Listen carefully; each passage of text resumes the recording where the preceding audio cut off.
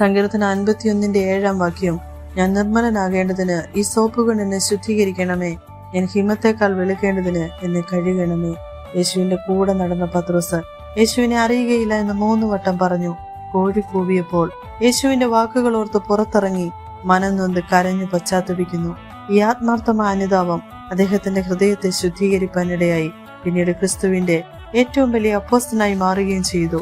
ചുങ്കക്കാരനായ മത്തായി തന്റെ മുൻകാല ജീവിതത്തിലെ ലാഭങ്ങളും സ്ഥാനമാനങ്ങളും മാറ്റിവെച്ച് പൂർണ്ണ മനസ്സോടെ യേശുവിന്റെ വിളിയെ സ്വീകരിച്ച് അവനെ അനുഗമിച്ചപ്പോൾ അദ്ദേഹത്തിന്റെ പഴയ തെറ്റുകളെ കഴുകിക്കളഞ്ഞ് ഒരു പുതിയ മനുഷ്യനായി മാറുന്നു.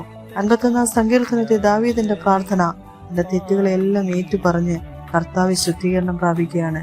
യെശയ്യാ 1:18 പറയുന്നു, വരുവീൻ നമുക്ക് തമ്മിൽ വാദിക്കാമെന്ന് യഹോവ അരുളിച്ചെയ്യുന്നു. നിങ്ങളുടെ പാപങ്ങൾ കടും ചുവപ്പായിരുന്നാലും ഹിമം പോലെ വെളുക്കും, രക്താംബരം പോലെ ചുവപ്പായിരുന്നാലും മഞ്ഞ് പോലെ ആയിത്തീരുമെന്ന്. പാപഭംഗിലമായ ജീവിതത്തില് നമുക്കൊരു ശുദ്ധീകരണം ആവശ്യമാണ്. ദൈവകൃപയിലുള്ള ആ ആത്മീക ശുദ്ധീകരണത്തിനായി നമ്മെ സമർപ്പിക്കാം. ഹൃദയത്തെ ദൈവസ്ഥനെ ശുദ്ധീകരണത്തിനായി ഏൽപ്പിച്ചു കൊടുക്കാം. ദൈവപ്രസാദത്തിനായി അവങ്കിലേക്ക് അടുത്തു ചെല്ലാം. ഏവരെയും ദൈവം ഇടയാക്കട്ടെ.